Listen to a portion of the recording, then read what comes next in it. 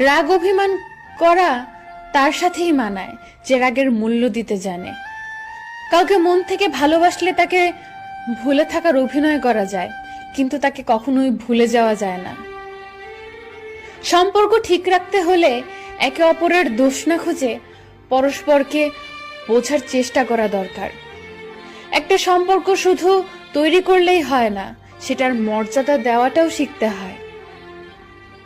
চাহিদার বেশি কারো খোঁজ খবর নিতে যাবেন না, তাহলে তার দাম বেড়ে যাবে, তখন আপনি নিজেই কষ্ট পাবেন।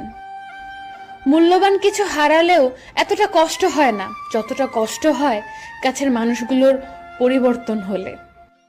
যে যত বেশি আশা করবে সে তত বেশি কষ্ট পাবে। ভালোবাসার মানুষের সাথে জীবন কাটানো সবার ভাগ্যে থাকে না। সব থেকে বড় কষ্টগুলো সব থেকে আপন মানুষের থেকেই